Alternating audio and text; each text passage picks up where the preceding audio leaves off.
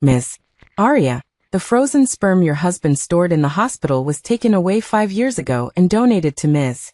Isabel. Didn't your husband tell you?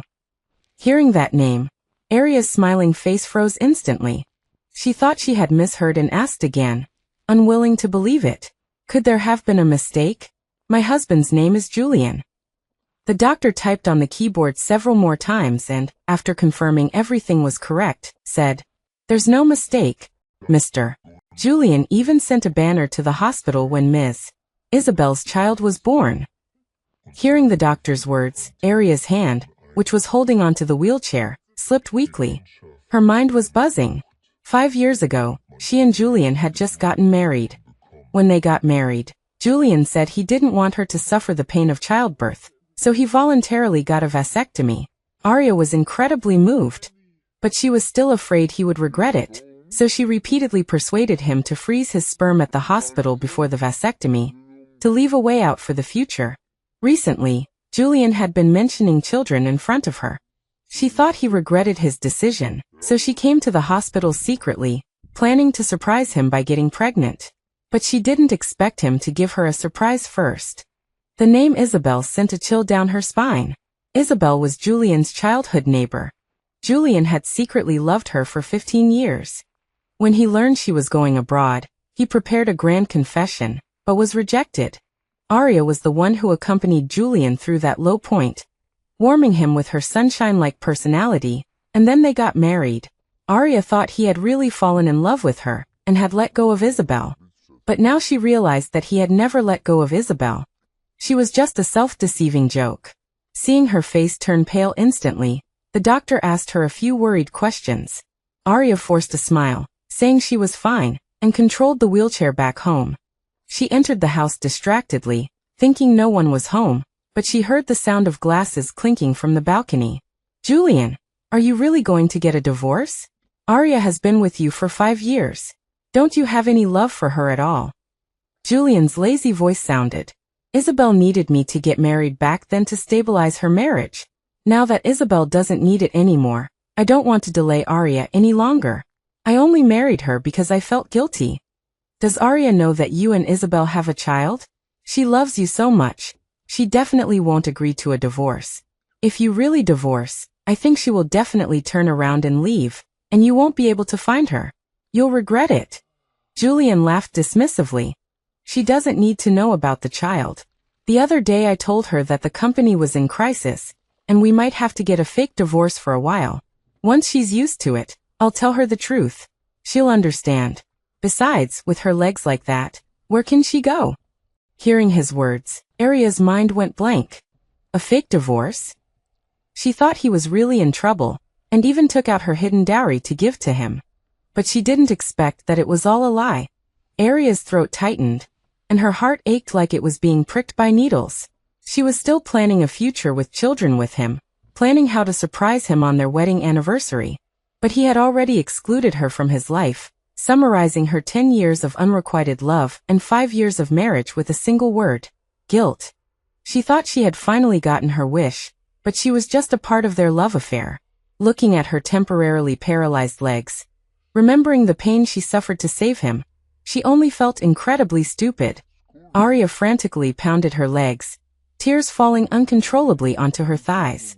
The sounds on the balcony stopped instantly. Aria froze, unsure how to face them, and turned the wheelchair back towards the door. A moment later, Julian came over, a look of surprise in his eyes, his gentle words overly attentive. "Aria, when did you get back? Why didn't you ask me to pick you up? What did the doctor say?" Aria looked at his eyes, which were full of love, and her eyes couldn't help but turn red again. Julian panicked immediately, reaching out to wipe her tears. "What's wrong?" "It's okay. If they can't be healed, I'll take care of you for the rest of my life." Aria stared at him intently, wanting to see if there was even a hint of love in his eyes, but ultimately she didn't dare to look all the way, and shifted her gaze helplessly. She sniffled, and while turning the wheelchair, asked casually, "Julian, I want to have a child with you. It's a good thing we froze your sperm at the hospital. When are you free to go with me to take a look?" Julian's face changed immediately. He remained silent, superficially changed the topic. Why are you suddenly talking about this? I don't want you to suffer. It will break my heart. Besides, didn't we agree to travel around the world? How can we travel with a child? Seeing the hint of discomfort he revealed, Arya closed her eyes, knowing the answer in her heart. She said dejectedly that she was tired and asked Julian to carry her back to the room. After he left, Arya picked up her phone. "Aunt, I've made up my mind. I want to go to the Netherlands with you." A surprised voice came from the other end, but before she could rejoice for long, her aunt asked, "How long are you staying this time? Don't just stay for 2 days, and then say you want to go home to be with your husband." Arya's heart constricted. She opened her lips slightly, permanently. Her aunt was stunned for a moment, but she didn't ask much. She just happily said that she would help her with immigration right away. After hanging up, Arya called a lawyer and asked about divorce. She finally understood that her enthusiasm couldn't warm his heart. Since he wanted a real divorce, she would give him what he wanted. Having decided to leave him completely, Arya found a lawyer the next day to sort out her assets. It started to rain heavily on the way home. She didn't ask the driver to take her today. She took a taxi. This coffee shop was already relatively remote, and now with the heavy rain, there were very few passing vehicles. Arya's originally anxious heart was extinguished by the rain.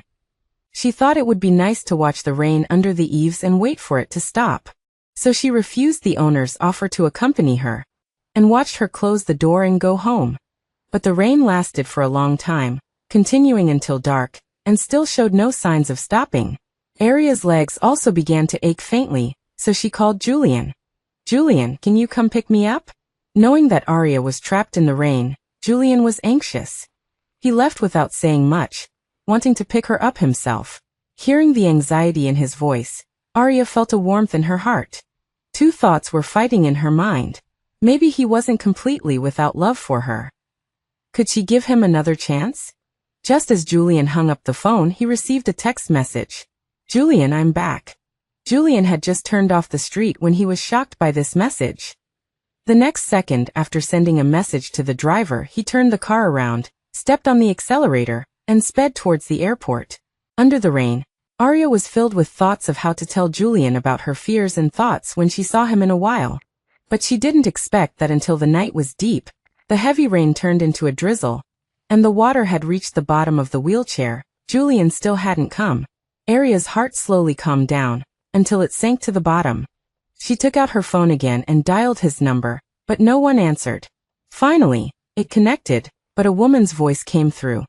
"Julian, don't you really like me anymore?" There was a moment of silence on the other end, followed by Julian's restrained voice. "Isabel, I'm already married. But you still came to pick me up, didn't you? Then tell me, why did you abandon your wife who is 5 kilometers away, to pick me up, who is 30 kilometers away?" Hearing their conversation, Arya's breathing stopped, and she felt as if she had fallen into an ice cave. She opened her mouth several times, but couldn't make a sound. Her throat was just aching. She was so afraid to hear Julian's answer that she hurriedly tried to hang up, but she accidentally pressed the speakerphone. Julian's hoarse and powerless voice came out.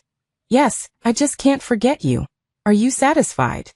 Arya was completely stunned, as if she had been sentenced to death. There were also sounds of kissing on the other end. She quickly pressed the hang-up button.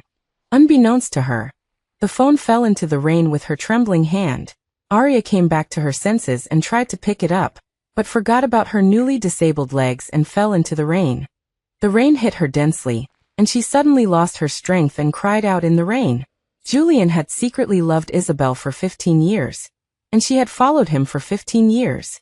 This 5-year marriage was like a bubble, and the moment it burst, it reminded her that it was time to wake up from the dream. Why? Why? Arya murmured over and over again, her heart colder than the autumn rain, freezing her as if she had fallen into an endless abyss. She didn't know when she passed out. When she woke up, she was already in the hospital. She stared blankly for a while, looked at the time, and realized that it was already noon the next day. The phone was undamaged after drying overnight, but it was still silent, with no messages. She was just about to get up to complete the discharge procedures when the door was opened. She turned her head restrainedly, but her eyes dimmed the next moment. "Madam, Mr. Julian's car got stuck last night, so he asked me to pick you up. How are you feeling now? The clumsy excuse made Aria's heart sour, but she didn't want to embarrass the driver and didn't expose the lie. I'm fine now. Let's check out. After receiving the order, the driver quickly completed the discharge procedures and took Aria home. After arriving home, Aria stopped at the door for a long time, tidied up her emotions, and squeezed out an ugly smile before pushing the door open. As soon as she pushed it open, a voice came from inside the door. Julian, look how much Caleb looks like you. Aria, who was turning her wheelchair, stopped abruptly at the entryway, hesitant to move forward. However, Julian's voice still reached her ears. Isabel, I don't want to hear such things again, especially when Aria is around. Isabel's smile instantly froze, and she smoothed her hair behind her ear, agreeing. Aria, however, was completely frozen at the door, turning her head to escape, only to bump into the shoe cabinet in a panic. The room fell silent, followed by the sound of hurried footsteps, and Julian appeared before Aria, holding someone in his arms. Aria looked up and couldn't help but agree with Isabel. They really did look alike. Julian saw the redness in Aria's eyes, and his heart skipped a beat. He quickly put Caleb down and knelt in front of Aria, taking her hand. What's wrong, Aria? My car broke down last night, so I asked the driver to pick you up. Where did you go? Why did he bring you back so late? If he can't do his job well, I'll have to find someone else. His words of concern stabbed Aria once again. She gave a self-deprecating smile, mocking him for not even coordinating his excuse with the driver in advance. She thought she had long accepted everything and wouldn't feel hurt anymore, but unexpectedly, her heart still ached. She turned her head, wiped away the tears from the corner of her eyes, and forced a smile. Why bother with a driver? I went to see a friend. Julian finally breathed a sigh of relief. As long as you went to see a friend. When did you come in? I didn't hear you at all. Hearing his words, Aria understood. All the previous concern was just a setup. He only wanted to know if she had heard something she shouldn't have. Aria instantly turned cold, pulling her hand away and calmly saying, I just came in. I didn't hear anything. Julian's smile instantly froze, and he awkwardly grasped the empty space where her hand had been, saying nothing more. Aria shifted her gaze to behind him, and Julian stood up to introduce. Aria, Isabel just returned from abroad and has nowhere to live. She's also become my mom's attending physician, so I'm letting her stay here temporarily. Don't misunderstand. Seeing his complete protectiveness, the last glimmer of hope in Aria's heart died out.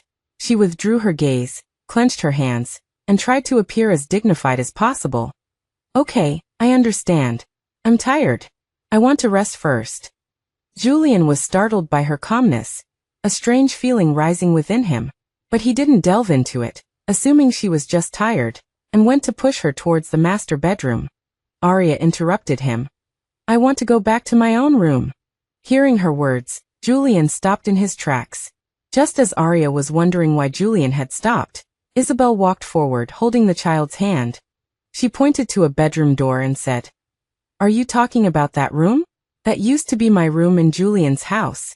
I'm used to sleeping there, so Julian just let me move in. She called him Julian so intimately, but Aria heard the provocation in her words.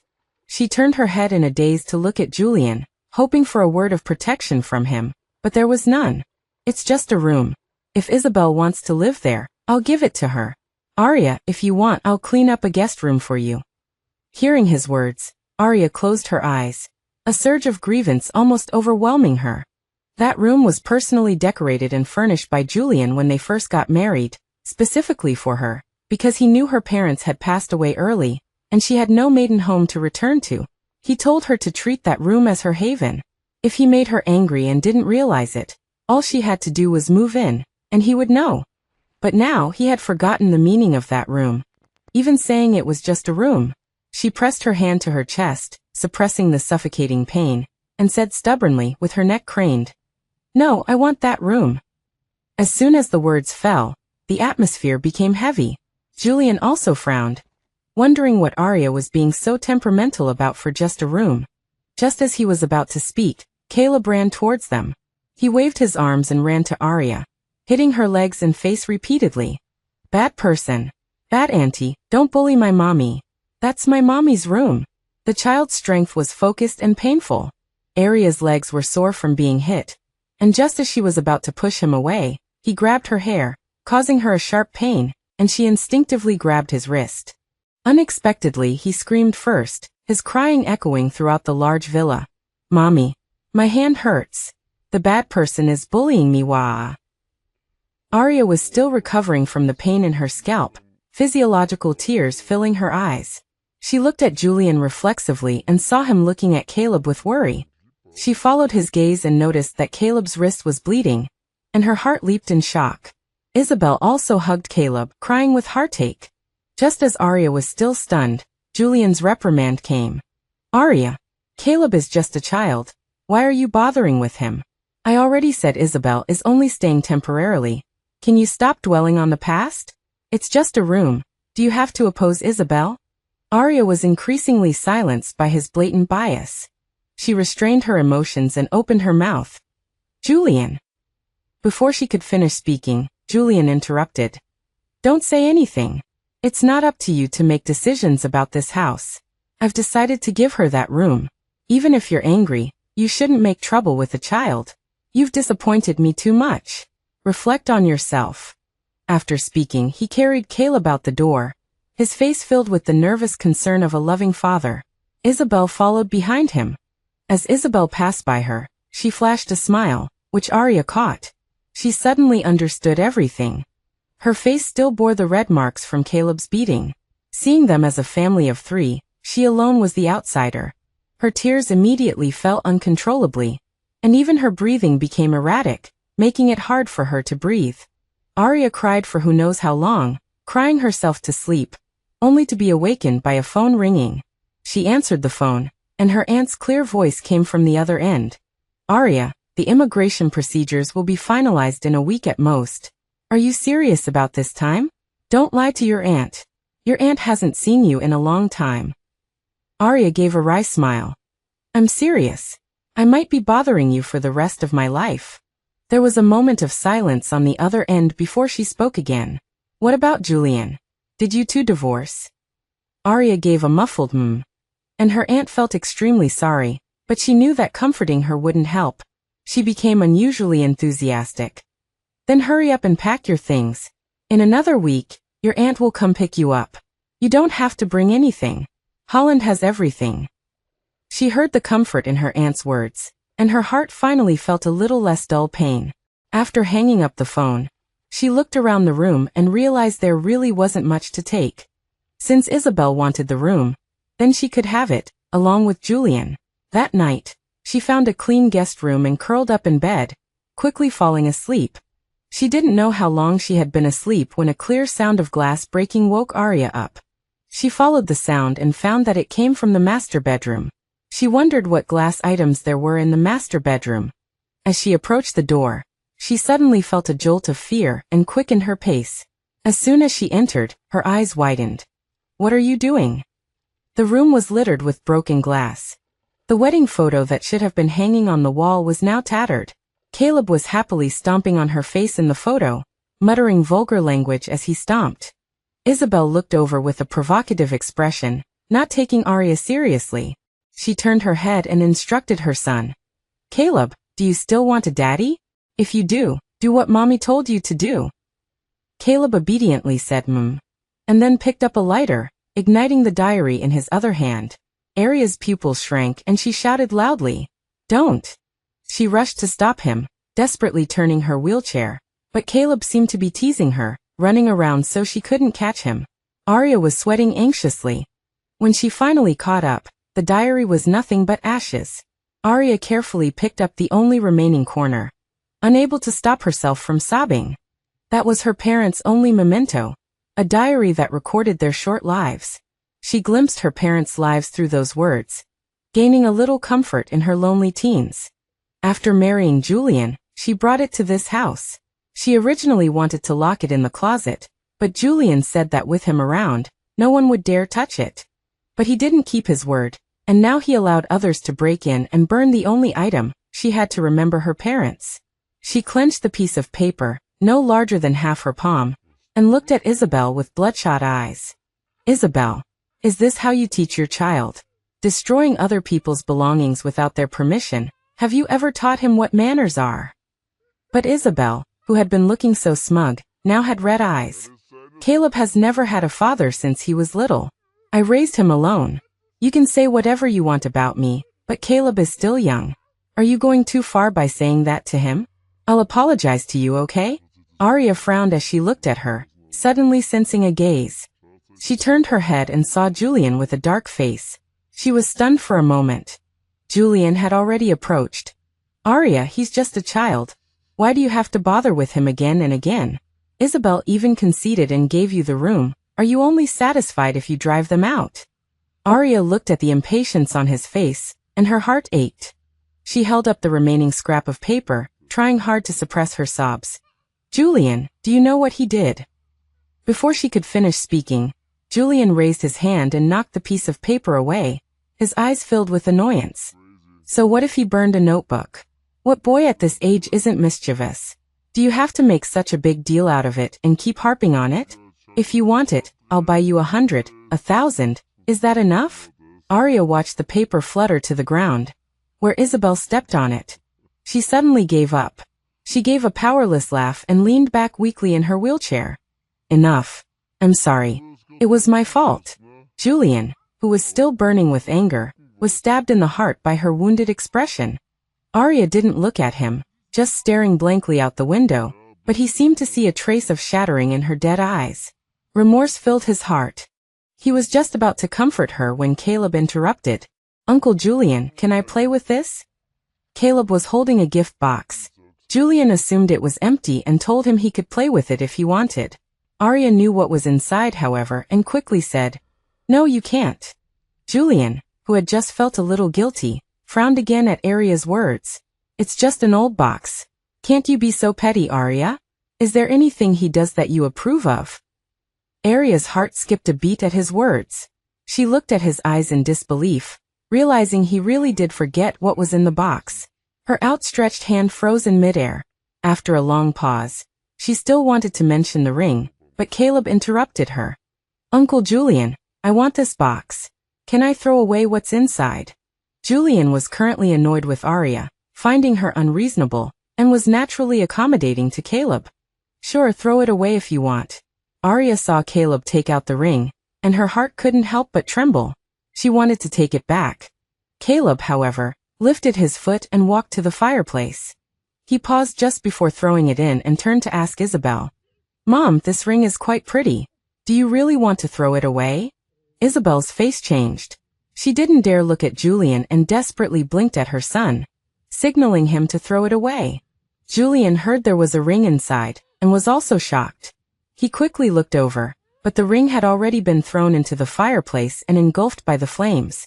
He immediately looked at Arya, opening his mouth several times but not knowing what to say. He only felt an inexplicable emptiness in his heart from Arya's gaze. Arya didn't look at him. After a moment of silence, she turned her wheelchair towards the fireplace, reaching out to try and retrieve the ring. The fireplace had just been lit, and the fire wasn't big, but it was still hot enough to make Arya hiss in pain. Julian felt a pang in his heart. He stepped forward to pull her back, but Isabel moved first, walking in front of Arya. She lightly hit Caleb a few times, then looked at Arya with tearful eyes. I'm sorry. It's all my fault for not disciplining the child. I apologize to you on behalf of the child. Tell me how much the ring cost, and I'll save up and buy you a replacement. Arya stared blankly at the hypocritical Isabel, saying nothing. Isabel glanced at Julian out of the corner of her eye, and saw that his eyes were still on Arya. A hint of ruthlessness flashed in her eyes. The next second, she knelt on the ground with a thud. It's all my fault. Please forgive me, Arya. If you're really angry, then hit me. With that, she forcibly grabbed Arya's hand and slapped her own face with it. Arya couldn't break free. A clear slapping sound rang out, and Isabel's face immediately turned red. Not satisfied with this, she released Arya's hand and started slapping herself repeatedly, saying I'm sorry with each slap. Arya frowned at this spectacle. Just as she was about to tell her to stop acting, Julian pushed Isabel away. The wheelchair wasn't locked, and the forceful push sent it sliding straight into the desk behind her. The back of the chair hit the corner of the desk, and Arya fell sideways onto the floor. Julian hadn't expected himself to be so strong. His eyes widened in shock. He took a couple of steps forward, but Isabel grabbed him. He turned and saw Isabel's swollen face. In the end, he hardened his expression, only pulling Isabel into his arms protectively. Then, he glared at Arya coldly. "Arya, Isabel has already apologized to you. Why are you still being so unreasonable? It's just a ring. Did you have to go and pick it up to embarrass Isabel?" Arya lay awkwardly on her side on the floor, her burned hand hitting the floor, causing her to momentarily lose her voice in pain. The numbness in her legs left her lying on the ground like a cripple. She propped herself up a few times but ultimately fell back down. The feeling of helplessness made her eyes redden in an instant. Julian's heart twinged. He was about to help her up when Caleb grabbed his hand. "Uncle Julian, it's all my fault. Caleb was wrong." Holding Caleb's small hand, Julian's heart softened, and he hardened his heart towards Arya once more. "Since you enjoy making things difficult for others so much, get up yourself. I'll see how tough you can be." Arya watched Julian step on the torn wedding photo, as if he was stepping on her heart, leaving her with no hope. She didn't want to love him anymore. Not even a little. Arya lay on the ground for a long time before finally struggling back into her wheelchair. The once cozy bedroom was now a mess, but Julian didn't seem to see it, only remembering her unreasonable behavior. Arya chuckled lightly, as if mocking herself. The next second, she dialed her lawyer's number. How much longer will the process take? Attorney Miles was pleasantly surprised and quickly said, "I was just about to call you. The process is almost complete, and I've drafted the agreement. Let me know when you're free, and I'll send it over to you." Arya unconsciously dug her nails into her palm. It turned out that their 5-year marriage could be completely over in less than 5 days. She suppressed a trace of lingering affection in her heart, and told the lawyer to send it over tonight. Unexpectedly, just after it arrived, she was called away by Julian to attend a family banquet before she even had a chance to read it. Julian's family didn't like Arya, and Arya rarely attended family banquets. She didn't know why Julian insisted on calling her this time. She finally understood why on the way to the banquet. "Arya, Caleb is just a child and likes to move around. I'll hold him and sit here. You don't mind, right?" The special fixed seat in the back seat that was once reserved for Arya was now occupied by Isabel, and next to her sat Julian. She didn't even glance at Julian, but after a moment of silence she said, "I don't mind. You can sit there." Julian was surprised by her attitude, surprised that she didn't pester him. He got out of the car, wanting to help her into the car. Arya, however, endured the pain of her burns and used all her strength to lift herself into the passenger seat. Julian hurriedly went to help her fold up the wheelchair, but Arya subtly avoided his hand and quickly folded it up herself. Julian looked at his hands, which had repeatedly failed to help, and felt a sense of loss in his heart. But the next moment he felt like he had been embarrassed and hardened his expression again. The car drove on, and Arya remained silent in the front, forming a stark contrast to the friendly family atmosphere in the back.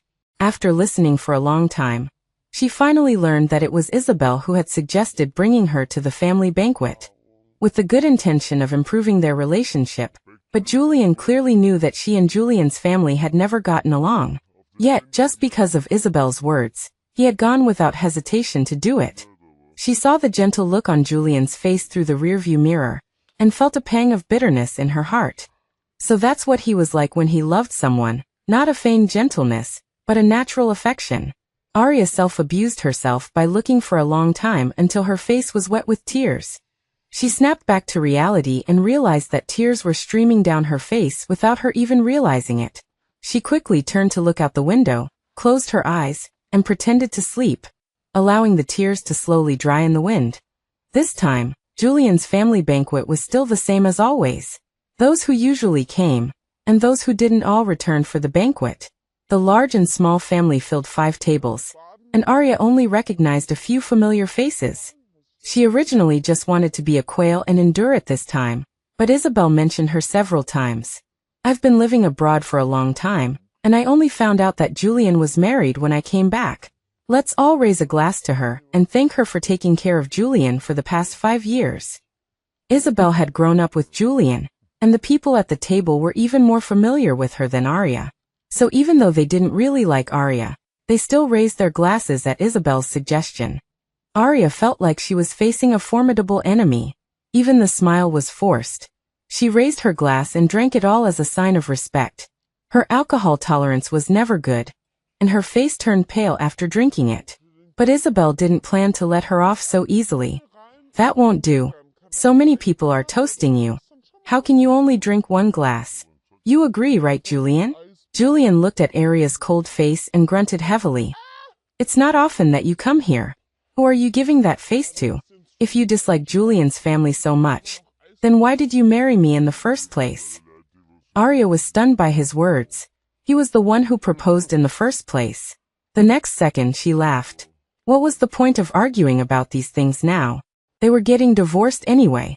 She was about to say that she wouldn't stay any longer when Isabel stood up and supported her wheelchair. Arya has difficulty moving around.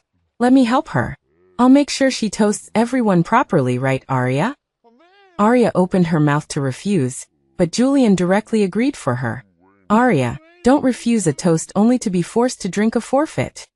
The words that Arya had been brewing in her mouth were immediately swallowed back. Facing the mocking gazes of Julian's family, she ultimately didn't refuse. Isabel pushed her, toasting each table and each person, even making her bow down to the younger generation. Every time she hadn't even finished swallowing, Isabel would hand her another glass of wine. Arya felt her stomach burning, and her bladder was also swollen. She interrupted Isabel several times, whispering that she wanted to go to the toilet, but Isabel ignored her, whether intentionally or unintentionally. Finally, after finishing the toasting, Arya was pushed back next to Julian, her head spinning terribly. She hadn't even sat down for a second before turning her wheelchair, wanting to go to the toilet, but she found that the wheelchair was stuck and wouldn't move at all. She glanced at Isabel, who was chatting and drinking with people, and her eyes became a little gloomy. Arya took a breath and patted Julian on the shoulder. He immediately looked over with a questioning look, but before Arya could speak, Isabel walked over with a wine glass. Julian, there are a lot of people I don't recognize. Can you quickly introduce me to them? With that, she pulled Julian to another table. By this time, the family banquet was half over, and there were only a few people left at the table. Everyone had gone to catch up. Everyone who passed by Arya was called away by Isabel with various excuses. Arya now understood everything, but there was nothing she could do. Perhaps she had drunk too much wine. She gave up on calling for help and leaned back in her chair with a headache, not even realizing that she couldn't hold it in. It was Caleb who shouted loudly, "EW, what smells so bad? Ah, it's this bad anti-peeing. How shameful."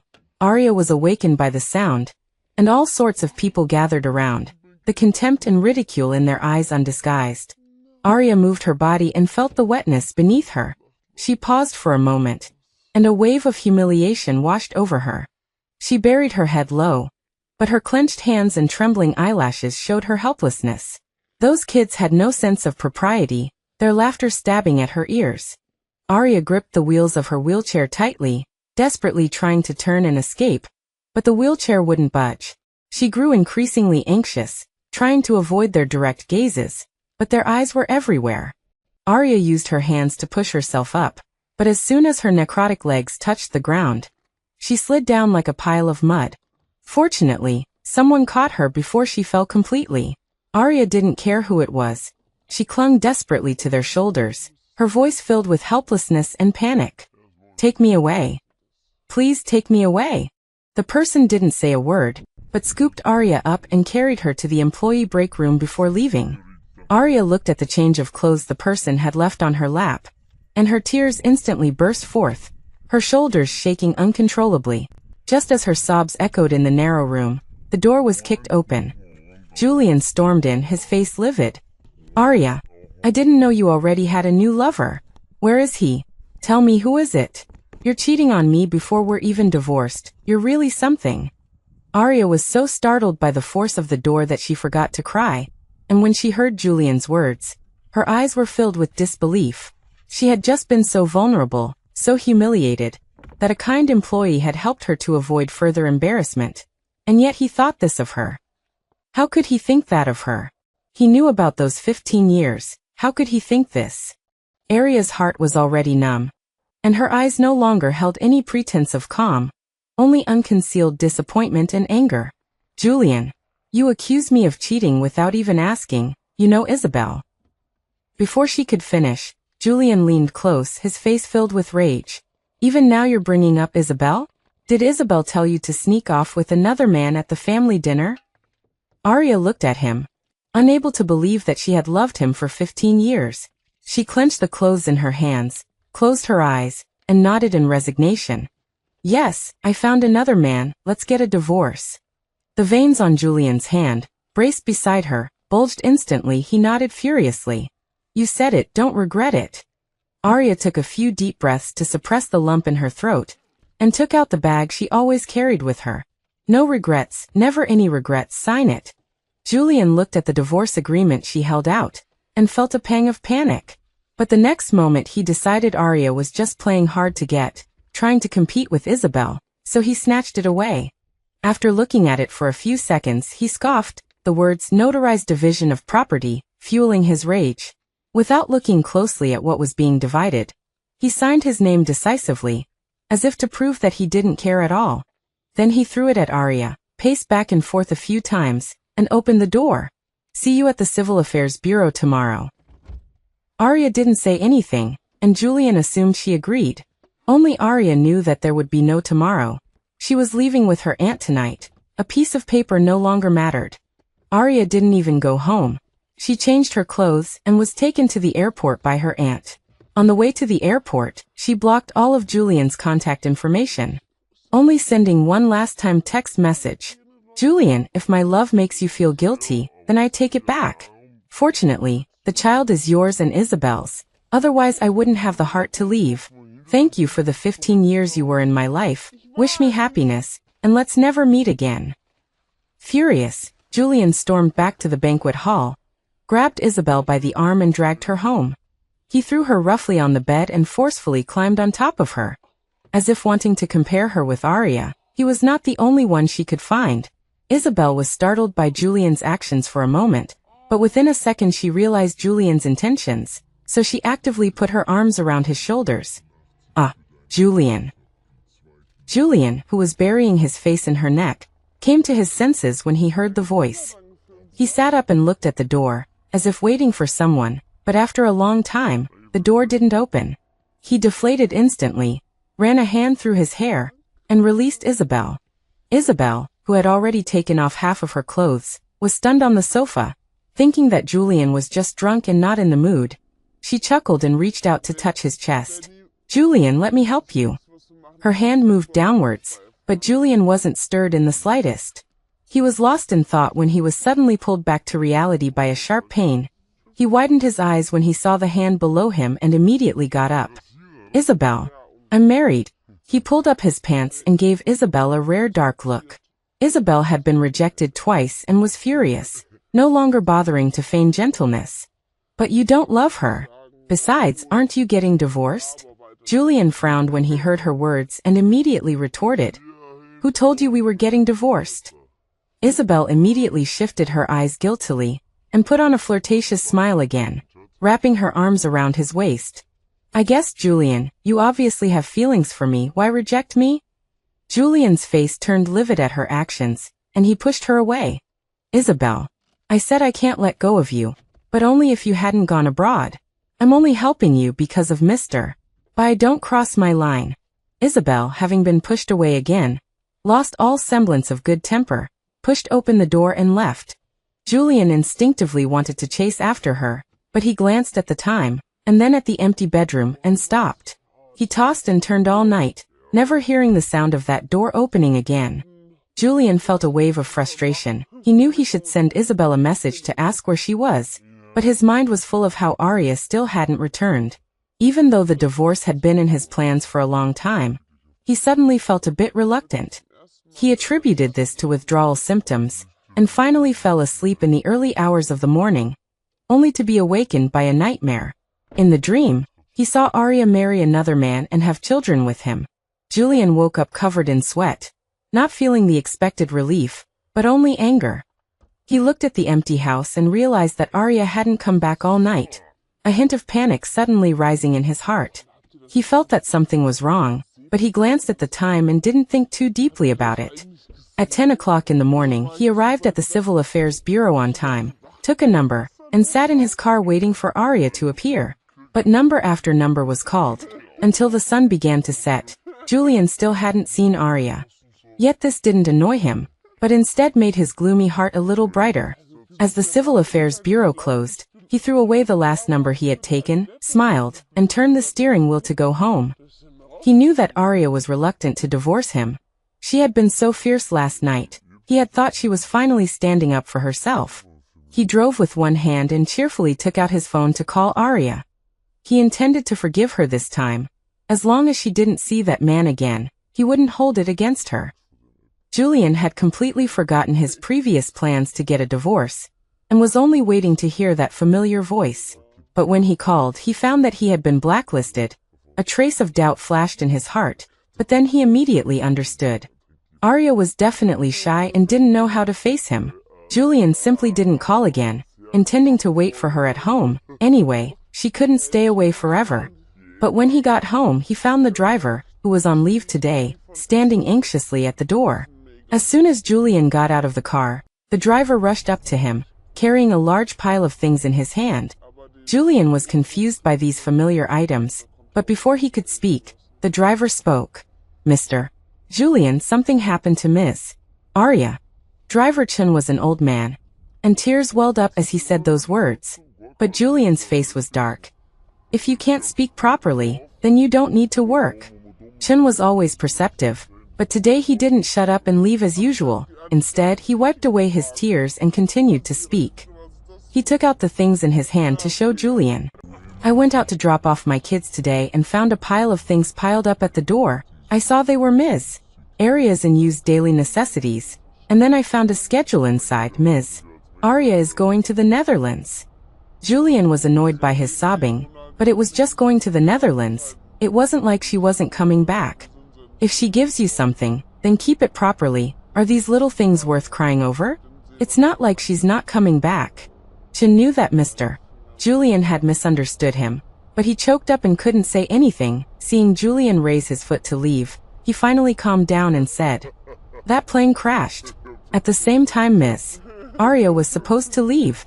Julian, who had just touched the doorknob, froze instantly and turned around in shock. "What did you say?" He grabbed Chen by the collar, making Chen's face turn red. "If you dare talk nonsense again, I guarantee you won't be able to survive in Shenzhen." Chen stood on tiptoes, taking out something from his pocket. "I'm not talking nonsense. This is..." Before he could finish, Julian snatched the paper, and his pupils contracted when he saw the familiar handwriting. He stumbled, and the paper fell to the ground. "Impossible. Impossible. What if she wasn't on that plane? I think you really don't want to work anymore." Ever since Chen became his driver, he had been deeply cared for by Ms. Arya and knew of Arya's love, so even at the risk of being fired, he still spoke up. "I thought so too at first, but I checked last night's flights and found there was only one to the Netherlands. I was even thinking, what if Ms. Arya didn't leave? I waited at the door early this morning and found she hadn't returned and her phone. I can't get through." Julian suddenly remembered the phone that was always unreachable, and a wave of fear washed over him. He shook his head, his eyes bloodshot. "Impossible. I don't believe it. It can't be. Arya made plans with me yesterday to meet at the Civil Affairs Bureau. How could she go to the Netherlands without a word?" Chen was surprised at Julian's reaction. He had thought Mr. Julian didn't love Ms. Arya, especially after Ms. Isabel came back. He didn't even pretend to care about Ms. Arya. But seeing him struggling to get into the car, pulling at the door several times without opening it, he realized he was wrong. Chen drove Julian to the airport like a whirlwind. All the way, Julian's heart kept sinking, his mind filled with Arya's tears from yesterday. He kept praying that Arya was alright, constantly refreshing the news on his phone. The plane crash was being hotly discussed all over the internet, and he was only seeing it now. Seeing the news that none of the crew or passengers survived. His heart ached and his hand trembled as he swiped the phone. Julian closed his eyes, clutching the phone, and tears dripped onto the screen. He suddenly remembered that Arya had once set up location sharing for him. He quickly opened it, but found that the location had disappeared, as if the person had never existed. Arriving at the airport, he froze in the hall. The broadcast was announcing the list of victims, and the last name was shockingly Arya. In that instant, Julian seemed to lose all his senses, unable to feel any sound around him. His feet were numb and rooted to the spot, unable to move forward. Many people were crowded in the hall, but everything was frozen in his eyes. His ears could only hear Arya in the broadcast, his eyes could only see that familiar name on the big screen. Julian didn't know how long he stood there, then suddenly woke up as if from a nightmare, breathing heavily with his chest heaving. He turned to leave, but his legs felt numb, and he stumbled and fell to the ground. Chin quickly helped him up, but he had become like a pile of mud, unable to be moved no matter how hard Chin tried. Julian was oblivious to everything around him. He only knew that his heart was aching so much he could hardly breathe, and his head was hurting as if he was being electrocuted. "Arya," he murmured unconsciously, but no one responded. Julian instantly recognized the reality. The repeated broadcasts were like a sharp knife, slicing him apart piece by piece. He suddenly slammed his fist on the floor twice, and finally got up. Chin looked at the zombie-like Julian, and the tears he had just dried flowed again. He quickly stepped forward to support Julian, and took him back to the car. On the way back, Julian was silent, staring out the window without blinking. When he got home, he reverted to his original state, calmly telling the driver to go home. Before leaving, Chin took a few more looks at him, making sure he was really okay before turning and leaving. But as soon as Julian entered the house, seeing everything familiar, he couldn't hold back any longer. A flood of sadness poured into his heart, making him unable to maintain his composure. He leaned helplessly against the sofa, covering his red eyes with his arm. Unless you looked closely, you wouldn't notice his gradually damp sleeves. Isabel, who had been waiting at home for a long time, had not noticed. She had sent the children away and waited for a long time in sexy lingerie, finally waiting for him to return. Julian heard the noise from the bedroom, jumped up in an instant, but didn't dare to go over, only staring at the door. When he saw the door open a crack, his breathing became heavy. He had a vague expectation and fear in his heart, but the door stopped. He waited for a long time, finally mustered the courage to push open the door. But his heart turned gray when he saw the person in the bed. Isabel didn't see his red eyes. She only believed that Julian definitely had feelings for her, and that she had to seize the opportunity. So she tiptoed, step by step, towards Julian. When Julian saw the familiar bed but not the familiar person, his face immediately turned cold. When Isabel's hand touched him, he roared, "Enough! Isabel, didn't I tell you I'm married? If you insist on this, then I'll help you find a new house." Isabel froze at his words, her face flushed with anger, but she didn't dare to lash out, and could only sullenly return to the room. After she left, Julian ripped off the bed sheets and threw them into the trash can, then turned and threw himself heavily onto the bed. Smelling the familiar scent on the bed, and the familiar furnishings in the room, Julian didn't restrain himself any longer, and cried out in grief. In the dim bedroom, his phone suddenly rang, and Julian, hearing that familiar ringtone, instantly forgot to cry. The next moment, he quickly picked up the phone, and when he saw that the sender was Arya, he cried out in pain while holding the phone, but with a smile on his lips. He wiped his tears and opened the message, but was cast back into hell the moment he saw it. Julian's mind buzzed, filled with disbelief and helplessness. How could Arya know about the child? He remembered that he had ordered the hospital to block all information. Seeing the words "never see each other again" in the message, Julian's heart felt like it was being cut by a dull knife, causing him continuous pain. But as long as Arya was still alive, he was excited and his hands were trembling. He was about to call to ask her where she was, when he suddenly saw the notification above that this was a scheduled message. The fire that had just been ignited in Julian's heart was extinguished again. He wiped his eyes, staring fixedly at those words, until he was finally sure that he had not misread. His heart jumped and endless guilt overwhelmed him. It turned out that he had forced Arya away, that he had caused her to go to the Netherlands overnight. She had known about the child for a long time, But she hadn't said anything, just silently enduring it herself. Julian remembered Arya's several attempts to test him, and now understood that she had actually given him opportunities. If it weren't for him, Arya wouldn't have been on that plane that crashed. Arya. It's all my fault. He felt a pang of pain in his heart, and large tears fell from his eyes. He now knew that he felt more than just guilt towards her. The surging love was about to swallow him whole at this moment. He threw away his phone and howled in pain. He didn't know how long he cried, but Julian finally fell asleep in exhaustion. In his dream, he dreamed that Arya was unharmed, telling him that she had just gone on vacation. He watched her get on the plane with his own eyes, and then the plane crashed before his eyes. Arya. He woke up with a start, the sky was bright, and the room was empty. Julian suddenly came back to his senses, smiled bitterly, and answered the phone that had woken him up. Is this Mr. Julian? I am Ms. Arya's divorce lawyer. I have received the divorce agreement. When are you free to discuss the transfer of property? Hearing the lawyer's words, Julian wondered when they had gotten divorced, then remembered the divorce agreement he had signed that night. He frowned, unable to believe that the divorce agreement was real. Hello. Are you listening? Julian rubbed his brow wearily and replied. 1 hour, I need to see you. An hour later, Attorney Miles arrived at the villa with a pile of documents. Julian was now in a state of exhaustion, his eyes bloodshot. He opened the refrigerator and saw the little cake that Arya had bought, and his eyes reddened again. He turned his head away, his throat rolling as he swallowed the sob. He took a can of beer and sat down dejectedly in front of Attorney Miles. He remembered the property notarization. At that time, he was extremely angry, thinking that Arya had been plotting for so many years only for his money. Now he thought, if she wanted it, he could give her everything, as long as she came back. Mr. Julian, Ms. Arya asked me to handle the property division, giving you her old house and 80,000 yuan in her bank card. She only wants the ring she gave you before you got married, which is equivalent to leaving empty-handed. Do you have any objections? Hearing the lawyer's words, Julian stopped drinking and looked at the lawyer in disbelief. Attorney Miles felt a chill from his gaze, and before he could say anything, the documents were snatched away. Julian read the words on the page, one by one. As he read on, he suddenly laughed, but tears fell in an instant. Tears dripped onto the paper, and Julian could no longer laugh. Why are you so stupid?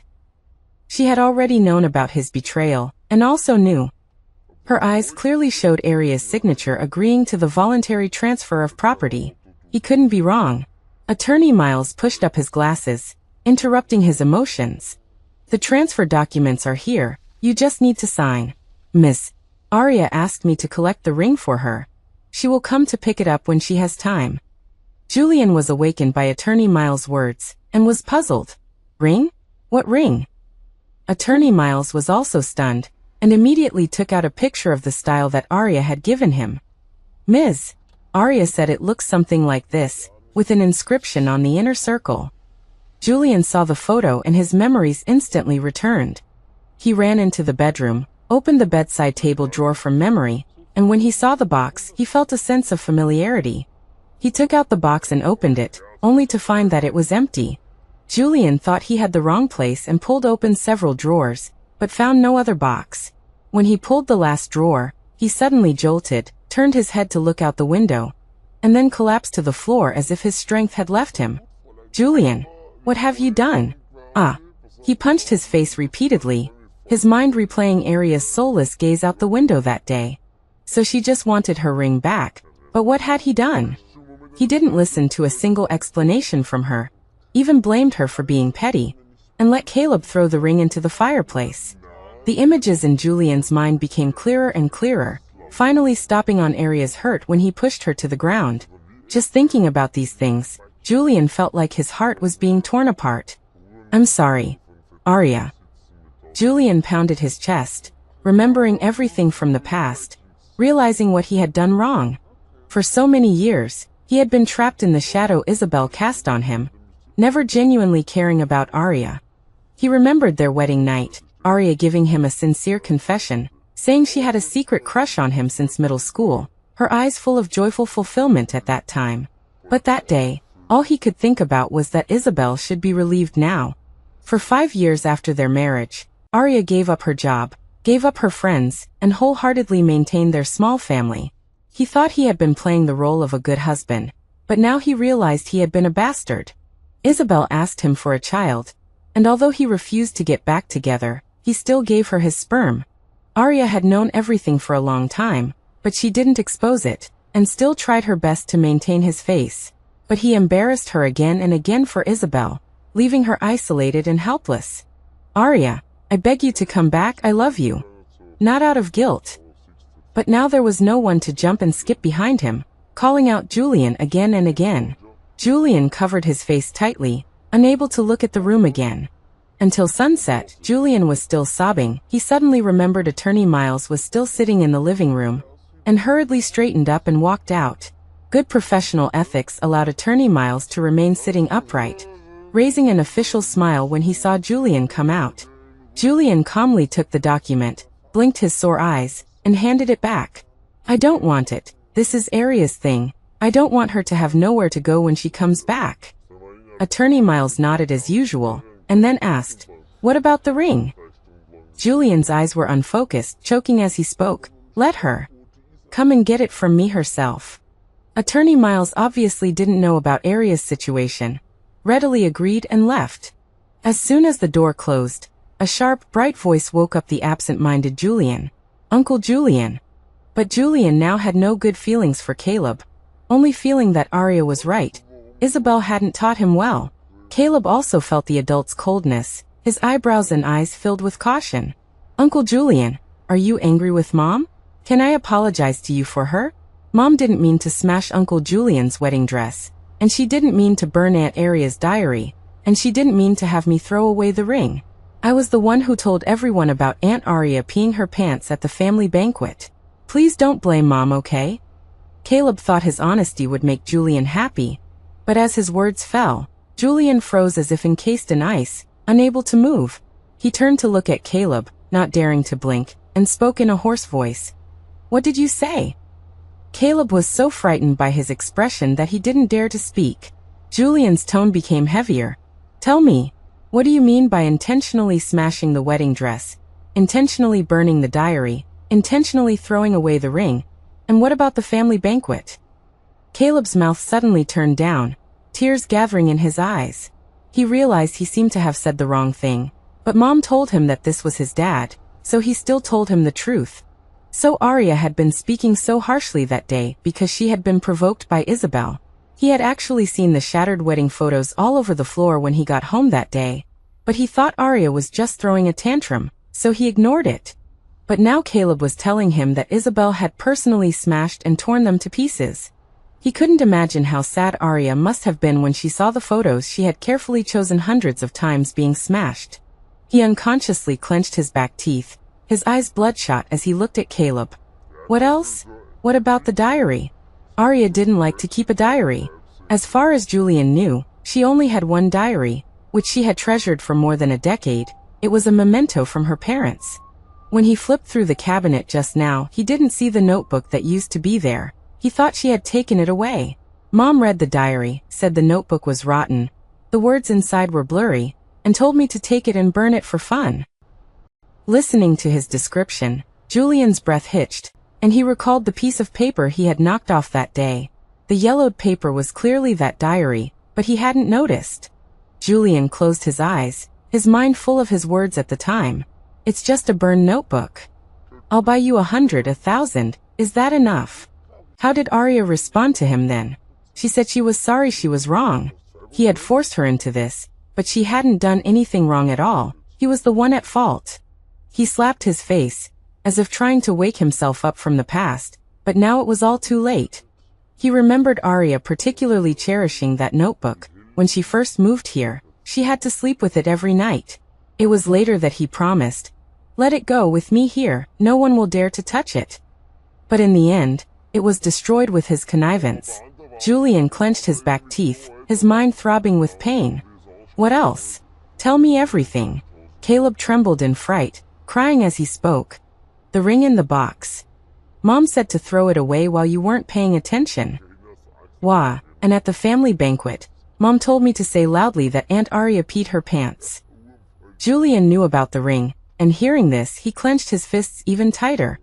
He remembered leaving for just a moment at the time, and when he came back, Isabel was evasively saying that Arya had been taken away by a man. He angrily chased after her to the dressing room, just in time to bump into the man leaving. Perhaps because the man was good-looking, Julian felt competitive and his anger grew stronger. He didn't want to listen to a single explanation at the time, and thinking about Arya's recent strangeness, he thought he had finally found the reason. But he didn't expect that he had once again hurt her in his self-righteousness.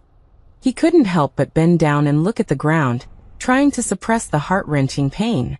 Tears that had long been worthless now fell in large drops on the floor. He remembered that the expressions on the faces of the people around him were also strange. No one said that Arya was incontinent because no one took her to the bathroom, so she was taken away by the waiter. Julian also recalled the car accident, Arya saving him, resulting in necrosis in her legs. She became disabled to save him, but he made her suffer tremendous humiliation in the Julian family. Arya had always been clean. If her body hadn't really been failing, how could she have allowed herself to become incontinent? When Julian closed his eyes, he could still see the strange gazes of his family when he returned at the time. Now he understood the meaning in them. It was clearly disgust. He couldn't imagine how helpless Arya must have been at the time. He felt desperate just thinking about it now. But he still accused her of cheating, even stabbing her in the back when she was most helpless. Suffocating pain spread throughout Julian's body. Caleb was so infected by the sadness that he stopped crying and just wanted to comfort him. He reached out and put his hand on Julian's back. "Uncle Julian, can you not blame Mom? She just wants me to have a dad." Julian removed his hand, looking at Caleb. There was still some kinship connection, but it could only be that much. He stroked his face. "I won't be your dad. Go back and tell Isabel to put aside this idea." With that, he picked up Caleb and threw him out the door, and changed the door code as well. The house was empty again. Julian dejectedly returned to the bedroom, his eyes fixed on the fireplace. He remembered Arya's coldness when they went to the family banquet that day. He had clearly felt it long ago. Why didn't he ask? If he had asked, would everything have been different? Would Arya not have left him forever? Julian gripped the wall tightly, lowering his head helplessly. Hearing a small crackling sound from the fireplace, Julian raised his head. In that second, he walked to the fireplace like a madman, putting his hand straight in. His eyes were full of obsession. The raging fire burned his hand, but he seemed not to feel it. "Where is it? Where is it?" The veins on Julian's neck bulged. His forehead was covered in sweat, but he still didn't stop, just groping on his own. The pain in his hand reminded him of the wound on Arya's hand before getting in the car that day. So she was in so much pain at the time. Julian searched repeatedly as if he didn't care about his life, and finally found that blackened circle. He was overjoyed, his eyes reddening. The flesh on his hand was sizzling, but he seemed completely unaware, just tightly holding the ring as he slid to the ground. He stared blankly at the window, murmuring pleadingly, "Arya, I found the ring. When are you coming back to get it?" As always, the room was silent. Julian muttered to himself like a madman. "It must be something I didn't do right. That's why you don't want to see me, and wedding photos. Yes, wedding photos." With that, he got up and rummaged through all the trash cans in the house.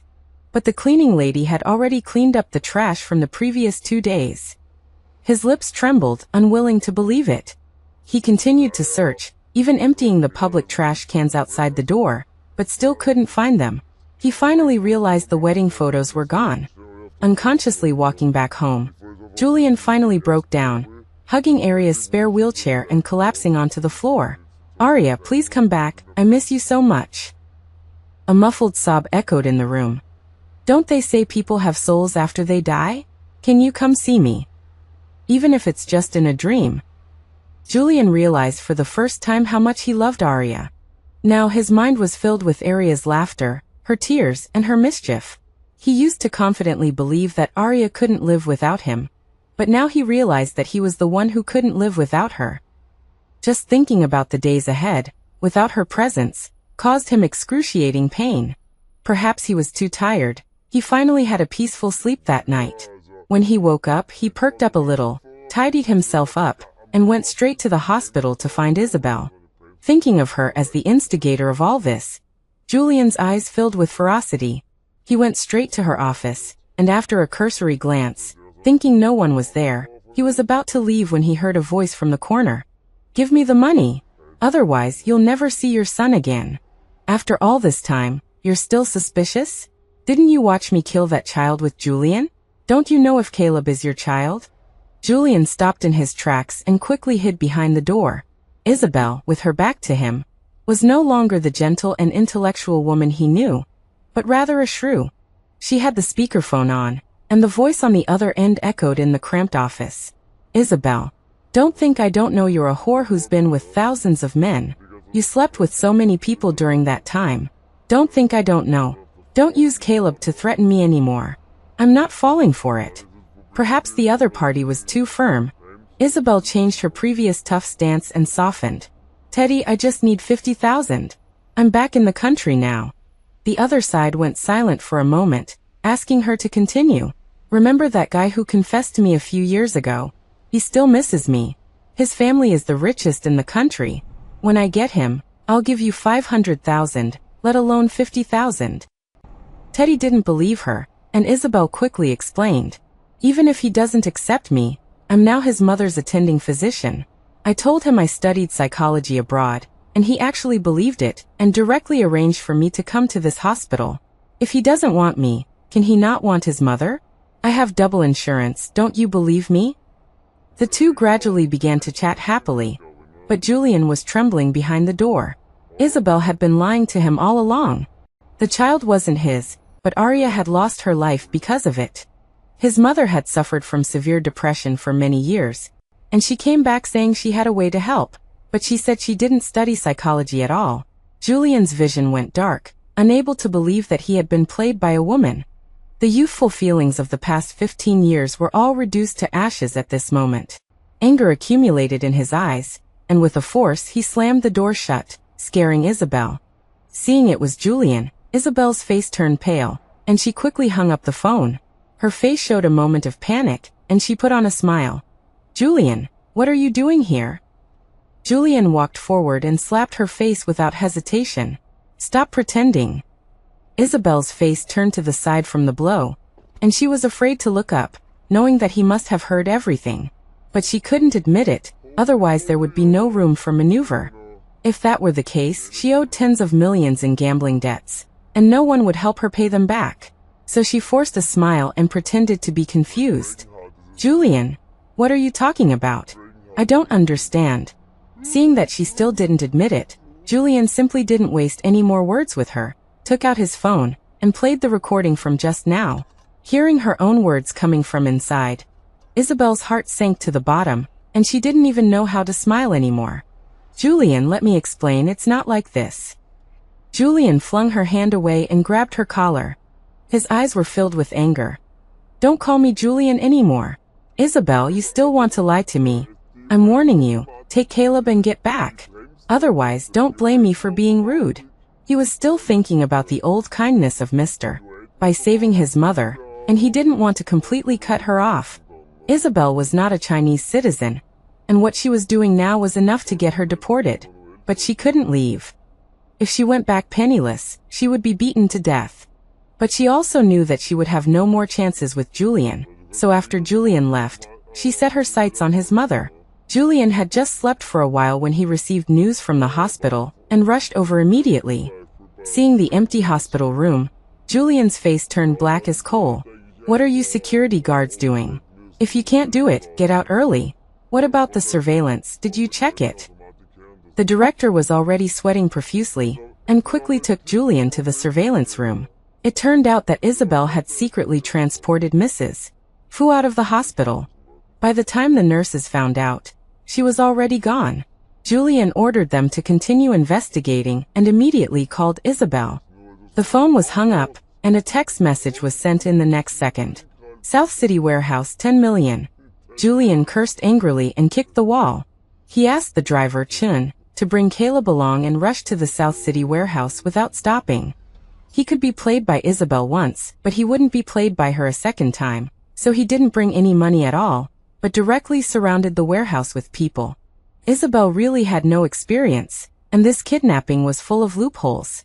Julian saw his mother, who was tied to a chair and unconscious, through the back window, and a wave of panic washed over him. Fire!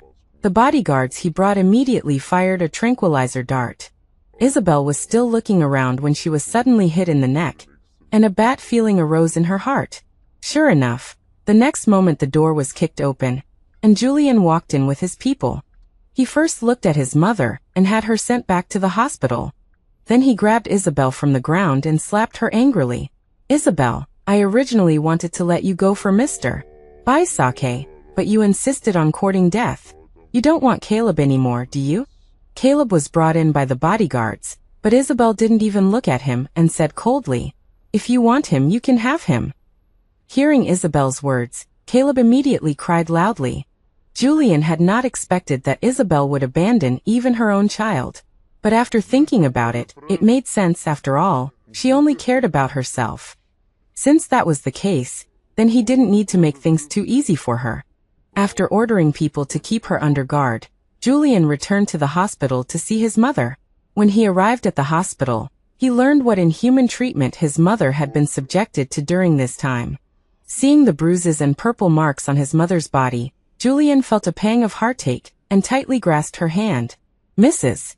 Fu had been suffering from insomnia for many years due to depression, but recently she had been able to fall asleep every day. Julian had thought that Isabel's treatment was effective, but he didn't expect that it was because she was giving her electric shocks every day and feeding her sleep aids that were extremely harmful. Seeing all of this, and thinking about Aria's departure, Julian's hatred for Isabel grew deeper. He took his mother home, and decided to find a family doctor for long-term treatment himself. As soon as he settled his mother, he took people to the basement. Isabel had already been sent in. The person on the ground hadn't woken up yet, but Julian couldn't wait. Isabel was awakened by bucket after bucket of ice water. Before she could adjust to the cold water, her hands were pressed into scalding boiling water. The inhuman pain caused Isabel to scream repeatedly. She looked at Julian crying. Julian, I was wrong, please let me go. I'll go back to my country immediately. A red-hot branding iron was imprinted on the back of her hand, and a smell of burnt flesh wafted out. Isabel's hands trembled, her face pale. Julian sat in the chair and watched without any fluctuations. Thinking about Aria being scalded by her viciousness, he only felt that it wasn't enough. Break her legs. If Aria had not been unable to walk freely, how could she have been framed by Isabel to the point of incontinence? Now he would let her taste that feeling too. At his command, the bodyguard raised a club and struck down with force, a scream echoing. Ah, it hurts. I know I was wrong. I really know I was wrong. Isabel was a wretched sight. Her dirty, disheveled hair stuck to her face. Her face was contorted in pain. Saliva streamed uncontrollably, and her whole body was hunched over on the ground. After only 2 blows, the bodyguard stopped, but Isabel felt like she was about to die. The pain in her knees was beyond words. Isabel couldn't even scream. She could only open her mouth and gasp for air. She rolled her eyes several times, almost fainting, but was awakened by the searing pain. She felt like she was no longer a person, but a beast. She squinted at Julian, crawling forward little by little. Julian, don't you love me anymore? That bowl of kanji. The pain made her speak in short, gasping breaths, her heart still praying that Julian would be moved by her words.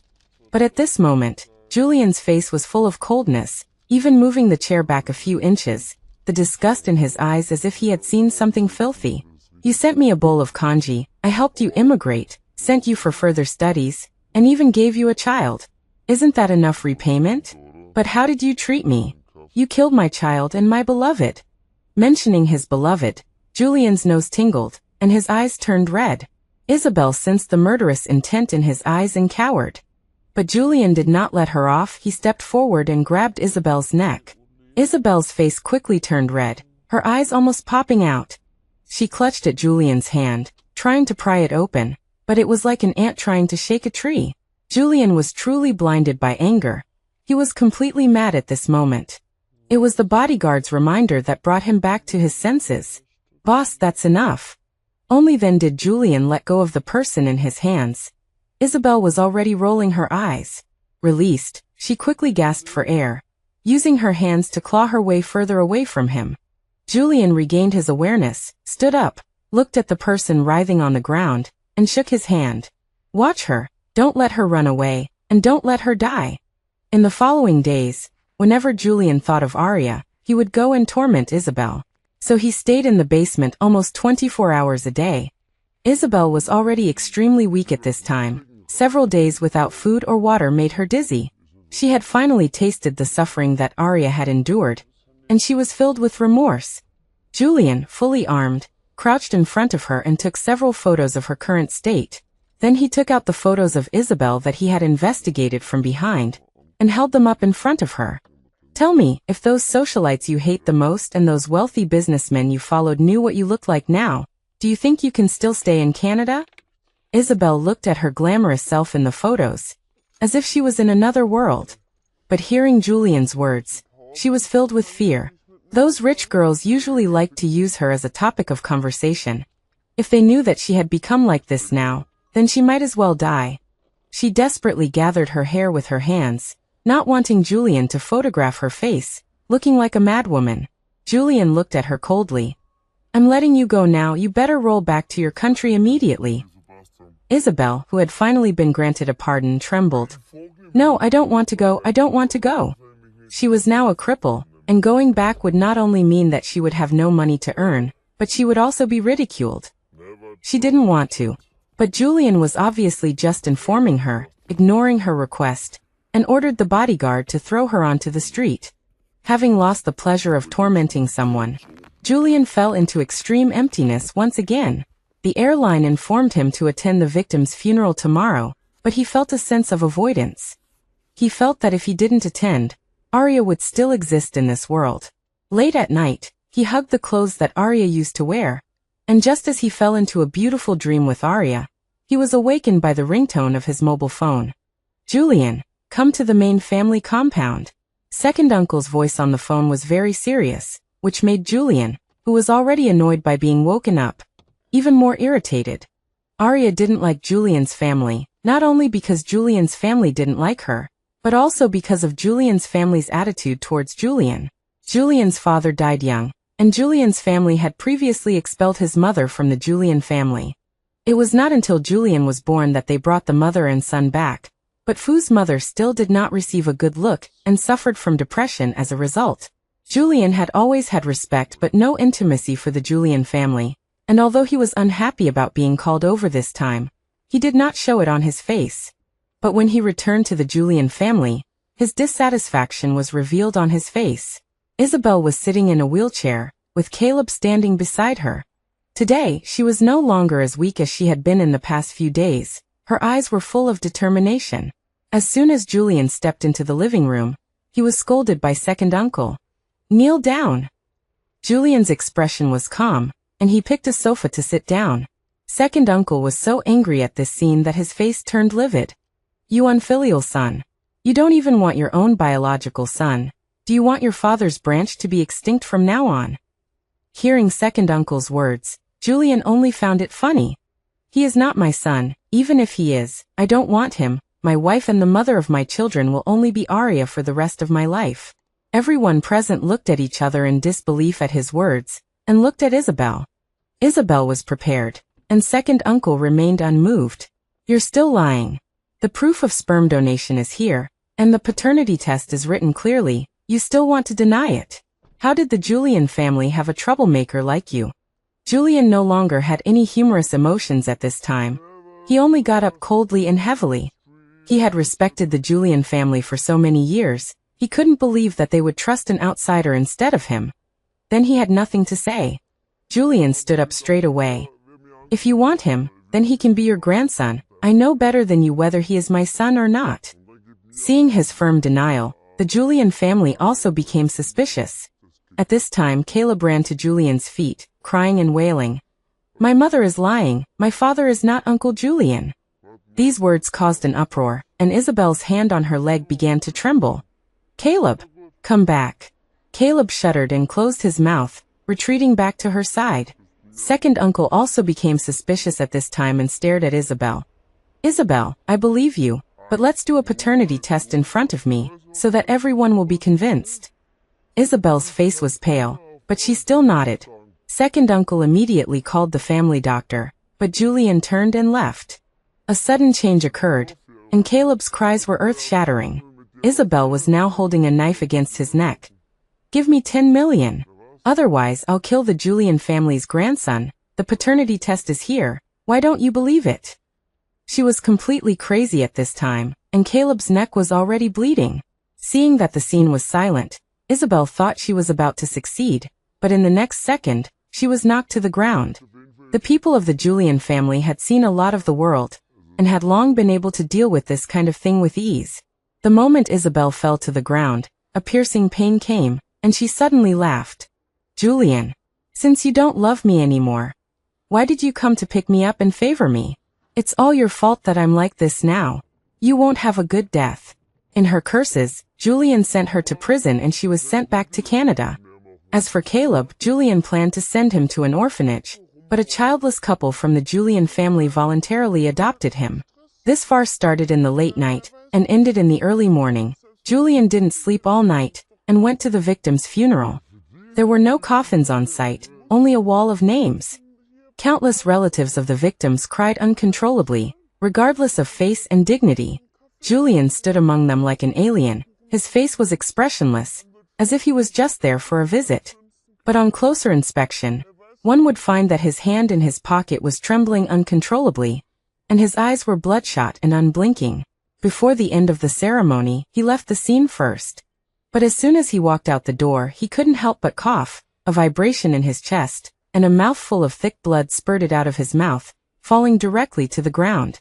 But Julian didn't even look at it, wiped his lips, got up, and walked out with a straight back. Until he got into the car, his throat was full of the taste of iron. Julian slumped weakly on the steering wheel, looking as if he was dead. After a long time, he started the car and crashed hard into the electric pole next to him. The moment he passed out, he seemed to see Arya coming to pick him up. 3 years later. Mr. Julian, I have booked a 10 o'clock flight tonight. Would you like to go home? The new assistant, Lou, didn't know he had already touched Mr. Julian's taboo. That is, everything related to Holland should not be mentioned in front of Mr. Julian. Listening to the assistant's words, Julian rubbed his brow and stared blankly out the window. Holland, he hadn't heard of that place in a long time. It felt like a lifetime ago. The car accident didn't let Julian leave as he wished. It only turned him into a cripple. From then on, he became a different person, a work machine. 365 days a year, he never rested. His net worth had multiplied several times, but he still lived in the old, dilapidated apartment in the urban village. Lost in thought, the car had already arrived at his door. Julian tapped his fingers on his knee. Go straight to the airport. Coincidentally, this flight was the same one Arya had the accident on. Julian closed his eyes and lay back in his seat. The world outside the window was pitch black. He even thought inappropriately, what if things happened again? That way he could die in the same grave as Arya. But things didn't go as he wished. He had just dreamed of his first meeting with Arya when the plane arrived. The assistant was somewhat surprised to see Mr. Julian's bewildered expression. He thought Mr. Julian was always cold. Through the car window, Julian also saw his exposed emotions. He quickly composed himself and got out of the cabin calmly. Stepping onto Dutch soil, he felt a trace of fear and expectation. In the past 3 years, he had gradually accepted the fact that Arya was gone, but now that he was in Holland, he began to deceive himself. Arya was actually still alive. They were just separated for a few years, and he was here to see her now. The autumn wind blew. Julian's eyes red the moment he stepped onto the ground. He lowered his head and walked quickly. Haley! Suddenly, a voice rang out in the quiet crowd. Julian stopped abruptly, his eyeballs trembling violently. His eyebrows furrowed, and he looked towards the source of the sound with caution and a hint of anticipation. But the crowd was crowded, and he couldn't find anything. In that instant, his heart turned cold, and a self-deprecating smile appeared on the corner of his lips. Julian turned his gaze back and raised his foot to continue walking, but was swept by a gust of wind coming towards him. He quickly dodged, but the next second he froze in place. Why are you wearing so little again? Do you believe I'll tell your uncle to beat you up? Oh, it's called fashion, what do you know? In the crowded hall, the two people in front of Julian were joking with each other as if no one else was around. At this moment, Julian stood up straight, took his hands out of his pockets, and stood woodenly in place, not even daring to blink. The person he had dreamed of for the past few years was right in front of him. He was afraid that if he blinked, she would disappear again. So Julian forced himself not to move until tears streamed down his face, but the two people in front of him raised their feet and walked forward. Julian immediately regained his senses and quickly caught up with the people in front. His eyes were full of anxiety, and he almost slipped several times. Aria. After only a few steps, just like he had dreamed many times, he grabbed her wrist. But this time, Aria didn't disappear as soon as he grabbed her. He firmly held the warm flesh in his hand. Looking at the person who was still there, Julian's breathing almost stopped, his eyes full of disbelief. Aria turned her head in confusion, and before she could see who it was, she was pulled into someone's embrace. She was about to struggle when a familiar scent filled her nose, and her raised hand froze in the air. Julian used all his strength, as if he wanted to rub her into his body. Aria, is it really you? I miss you so much, he asked cautiously. Aria felt a stream of heat flowing into her neck. She shuddered and wanted to push him away. Julian was afraid it was a dream and didn't dare to let go at all. Instead, he hugged her tighter. Haley, who had been watching with her arms folded, finally reached out and forcefully pried Julian's hand away. Pervert! Let go of my aunt. Aria also put her hand on his chest and pushed him away with force. Julian's embrace was empty. He lowered his head and sniffed, then slapped himself twice.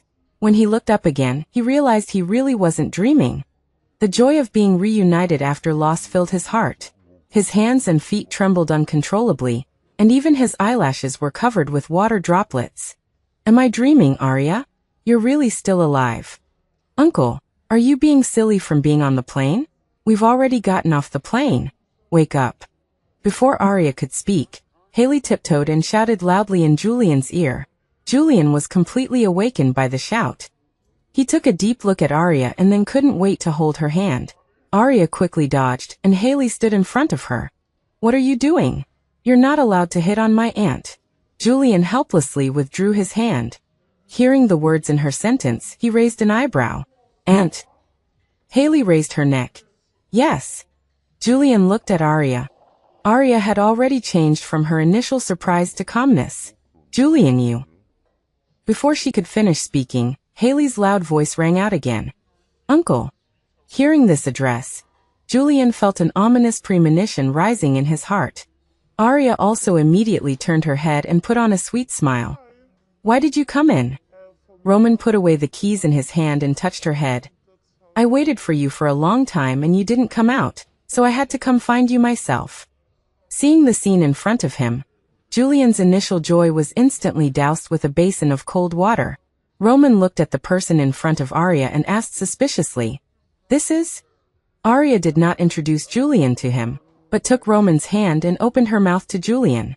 Julian, this is my love. With one sentence, Julian instantly lost his ability to think. He opened his mouth in disbelief. Love? Aria nodded calmly, and then turned and walked away without waiting for him to reply. Julian looked at the disappearing figure, and his heart ached for no reason. His mind was full of how could this be? He hadn't recovered from the joy of Aria being alive, but was thrown back into hell. He didn't have time to think. He raised his foot and wanted to follow the people in front. He had so much to say. But as soon as he looked up, he found that the three people had disappeared without a trace. At this time, the assistant was no longer invisible, putting away his gossipy eyes and dutifully asking, Mr. Julian, the car is already outside. Are we leaving now? Julian rubbed his temples. Not knowing what he was thinking, the wounded look in his eyes just now instantly turned gloomy and determined. I need all the information of those three people just now. I'll give you 1 day. Send it to my email. After speaking, he strode out of the airport. After waiting for a day, Julian finally received the information he wanted. But he didn't expect that other than Aria, The information of the other two people only had their names and ages. Looking at Roman's photo, Julian's eyes gradually darkened. The next second, he got up and went to Aria's current address. He waited at the door for a day, and finally waited for Aria to come back. He immediately pushed the door open and got out of the car, took a few steps forward and grabbed Aria's arm. "Aria, let's talk." Aria was caught off guard and pulled, her steps staggered, and her eyes looking at Julian were filled with a bit of annoyance. Julian didn't notice, because he couldn't think of anything else as long as he saw Aria's face. His longing for Aria almost exceeded his own imagination. Aria struggled several times to no avail, and still got into his car. The air was silent for a while. Julian opened his mouth. "Your legs." Aria stared out the window indifferently, her tone flat and unwavering. "They're fine." Aria's legs were only temporarily necrotic. She received timely treatment when she came to Holland, and now they were no different from ordinary people. Julian belatedly noticed Aria's attitude, and felt even more uneasy in his heart. I thought you were on that plane, these 3 years. Have you been doing well? I miss you so much every day, every hour, every moment I miss you. I tore up the divorce agreement, it doesn't count." Aria listened quietly, and was also grateful that she hadn't boarded that plane in the first place. If she hadn't been humiliated that day and passed out in the car, and soon had a high fever, maybe she would have died in that accident. These 3 years she has been doing very well in Holland. She has her own family, career and love. She doesn't want to look back. So what? Julian knew he was terribly wrong, but Aria's indifference still made his heart ache. "The child isn't mine, I just found out. What I feel for you isn't guilt, it's love, Aria. Can you give me one more chance? This time let me pursue you." Julian's words were full of flattery. If it were the past, Aria would have been melted already, but Aria had already lost all affection for him. "I have someone I love. Please respect yourself." With that, she pushed the door open and got out of the car. Julian's hand, reaching out to hold her back, froze in midair. He chuckled bitterly, clenching his empty fist. He wiped his nose, his eyes red as he watched Aria walk away. In the following days, Julian abandoned all his work and waited in front of Aria's door every day. He sent her a bouquet of flowers and a letter every day, hoping to use past memories to rekindle Aria's love. Roman hadn't appeared beside Aria for these past few days, giving Julian some confidence. Aria must still be angry with him, so she randomly found a man as a shield. But today Julian waited until late at night and Aria still hadn't returned. He immediately called his assistant and tracked her location to a nightclub. The nightclub was dimly lit, and couples were kissing passionately, lost in their own worlds. Seeing this scene, Julian's worry for Aria intensified. He carefully scanned every booth but couldn't find Aria. Just as he was becoming anxious, he heard the sound of a glass bottle breaking behind him, followed by a commotion that drowned out the deafening music. Julian turned to glance at it, wanting to continue searching, but his eyes suddenly caught a familiar figure. Julian froze immediately. His brain hadn't even reacted yet, but his legs were already running in that direction. Aria was standing in the middle of the group of troublemakers, arguing with a foreigner, with a crying little girl standing beside her. Julian rushed forward, pulled Aria behind him, and calmly negotiated with the foreigner. But the foreigner was clearly enraged and wouldn't listen to Julian's reasoning. Julian quickly turned back and told Aria to leave first. He would stay and handle it. Aria didn't hesitate. She took the little girl and went out the door, but as soon as she reached the entrance, she felt a gust of wind behind her. The next second, she heard a dull thud of a bottle breaking behind her, and she quickly turned around. Julian was facing away from her, his body shuddered. The bottle in the foreigner's hand had shattered. Aria's heart tightened. Julian's face, which had been tense, broke into a smile when he heard Aria's worried call. So when the foreigner picked up another piece of the broken bottle, and was about to strike again, Julian calmly grabbed his hand and kicked him in the chest, sending him crashing to the ground. The police arrived quickly, and Julian breathed a sigh of relief and passed out. When he woke up, he was in the hospital, his head wrapped in bandages. He opened his eyes and looked around expectantly, but didn't see the person he wanted to see. His eyes filled with disappointment, and he propped himself up and asked the little girl by the bed, "Where's Aria?" Lily looked up, her eyes red and swollen. She seemed quite frightened. Teacher Arya went home first. If you need anything, you can tell me.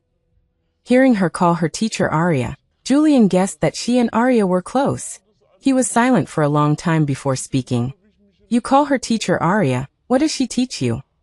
Lily replied obediently, painting. Teacher Arya is very good. Hearing her words, Julian was momentarily stunned. He had forgotten that Arya studied art in college. The guilt that had been dormant surged up again. He swallowed hard and asked the question he most wanted to ask, but was also most afraid of. Have you ever met your teacher Arya's boyfriend? As soon as he said this, Lily tilted her head in confusion. Teacher Arya doesn't have a boyfriend. She's been single for a long time. Julian's eyes, which had been looking out the window out of fear, now flickered with an almost imperceptible joy. And he turned to look at Lily. Are you telling the truth? Lily nodded obediently as always. Her nod swept away Julian's previous disappointment. He was so excited that his lips were trembling. Thank you. Lily didn't know what he was thanking her for, but he was injured saving her and teacher Arya, so as long as he was happy. Confirming that Arya was really lying to him, Julian was overjoyed. His love for Arya was almost overflowing. He waited all day for Arya to come, but he wasn't sad. He just quietly planned in his heart. On the day Julian was discharged from the hospital, Arya finally came. Seeing Arya, Julian felt like even his wound didn't hurt anymore. He feigned weakness and leaned into Arya's arms, but Arya moved away without a trace. Julian shook his head helplessly. She was still angry, but it didn't matter. She would soon understand her own feelings. Arya originally wanted to send him to the car and go home, but Julian said he wanted to have a meal with her. Arya opened her mouth to refuse, but Julian spoke first, using his injury as a semi-coercive tactic. Arya glanced at Lily beside her and finally nodded. On the way to the restaurant, Arya remained silent throughout, with only Lily occasionally chatting. She took out her phone and messaged Roman, saying she would be home later. Arya thought that she could leave after a meal, but she didn't expect the restaurant to be strangely empty on the way there. Logically, that shouldn't be the case. Arya thought that there might be fewer people on a weekday, and didn't think too much about it. Until she walked around a corner to the plaza, every person who passed her handed her a rose. She had a vague feeling about what was going on. Lily and Julian, who had said they were going to the restroom, hadn't returned. She stood there, with more and more flowers in her hands, and more people in the plaza. Arya was annoyed and wanted to throw the flowers directly into the trash can. Just as she looked up to find a trash can, the large screen in the plaza lit up with a flash. She heard her own voice inside. Julian, I love you so much. Julian, happy wedding. Julian. Every sentence about Julian was said by her in the past. Those days were so distant that they seemed like a past life. The video played snippets of her past, making Arya's nose tingle with bitterness. Suddenly the screen went dark, then lit up again the next second. This time it was Julian's voice. Arya, I love you so much. Arya, I'm so lucky to have met you again. I owe you the past 30 years. Can I use the rest of my life to make it up to you? The flowers in Arya's hand suddenly slipped to the ground.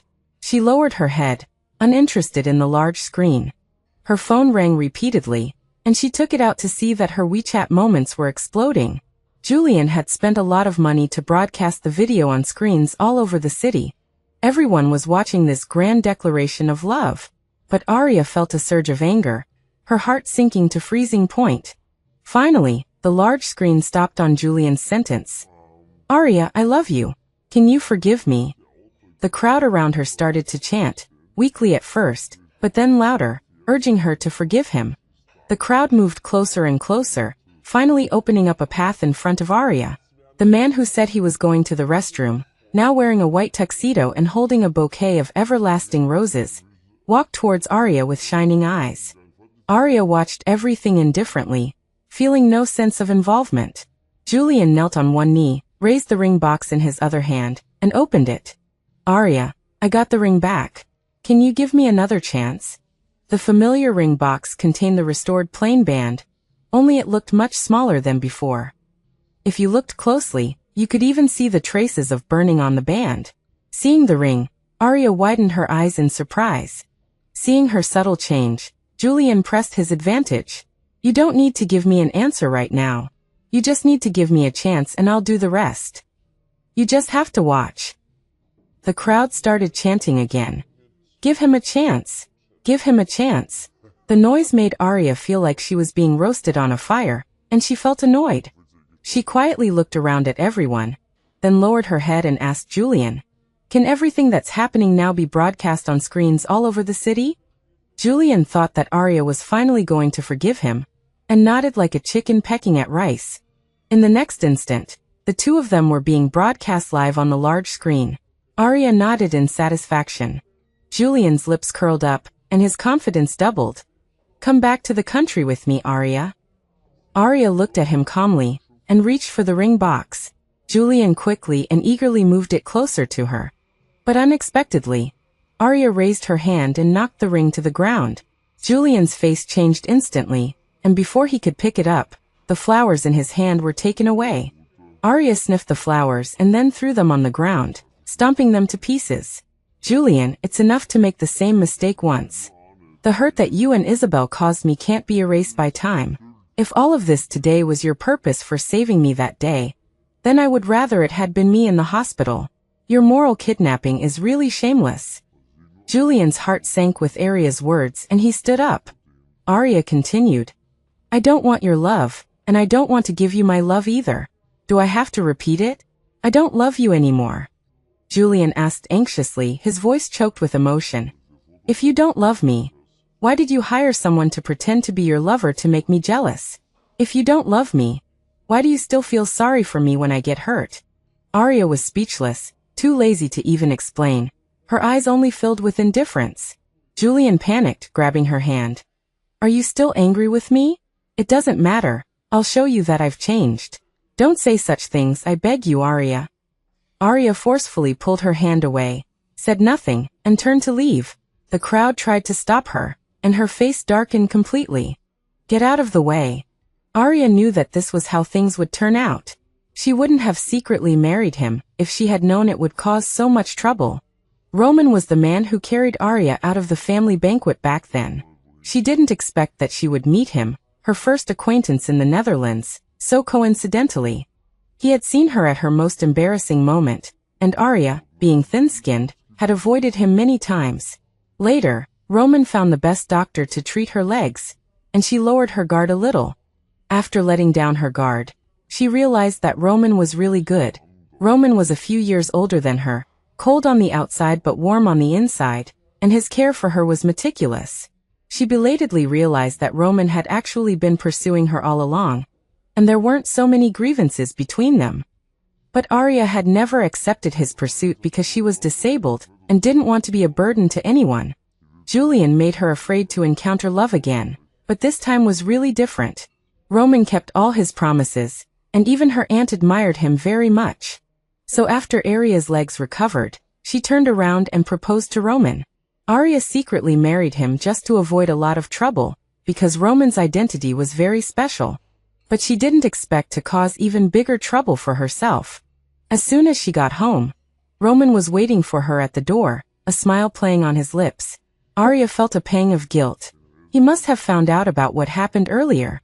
She was about to say something to distract him when she was suddenly embraced tightly around the waist. Roman buried his face in her neck. "You've made something of yourself. You're a movie star now. Are you going to kick me, your old husband, to the curb next?" Arya was amused by his words. "What are you talking about? You're so handsome. How could I bear to kick you to the curb?"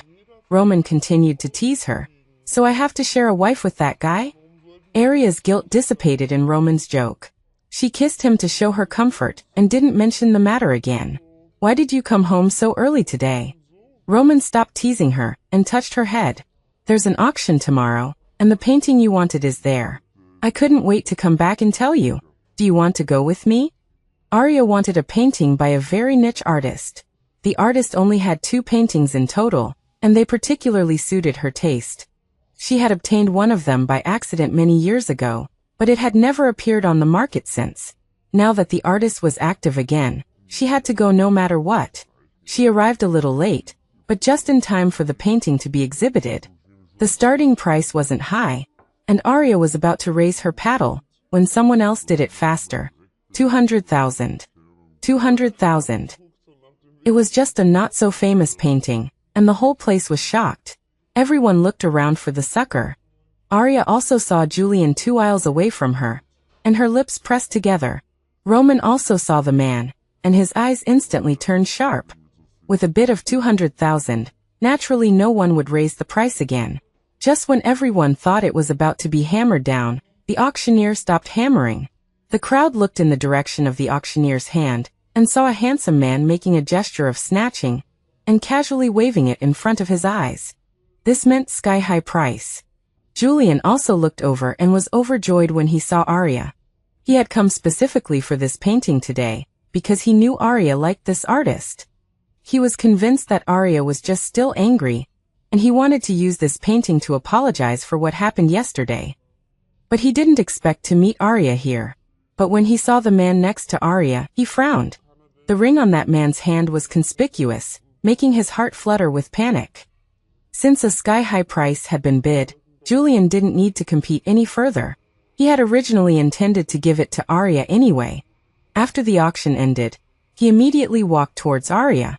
Seeing this, Roman pulled Arya into his arms, and Julian froze in place. He saw the ring on Arya's hand that matched the one on Roman's, and his steps faltered. Arya, I was too reckless yesterday. I originally wanted to bid for this painting for you. I remember you liked this artist very much. He needed to change the subject quickly, to avoid thinking about the rings. But Roman didn't give him the chance. I will get whatever my wife wants for her, so I don't need you to bother. The word wife made Julian's mind explode. He was still clinging to the hope that Arya was acting. Until Arya took out a red booklet from her bag. I specifically brought my marriage certificate today, just in case you think I'm lying to you again. Do you have anything else to say? Julian was speechless. The glaring red stained his eyes red too. She was really married. His self-deception was finally exposed. Roman was wondering what she brought that for when they left the house. Now he knew her purpose. He smiled adoringly, put his arm around her, and walked out. After taking only 2 steps, Julian suddenly rushed forward, grabbed his shoulder and punched Roman. Arya's eyes widened. What are you doing? Julian pointed at Roman on the ground. Tell me, what tricks did you use to trick Arya into marrying you? If you don't tell me, I'll kill you. Roman wiped his mouth, stood up nimbly, and retaliated without hesitation.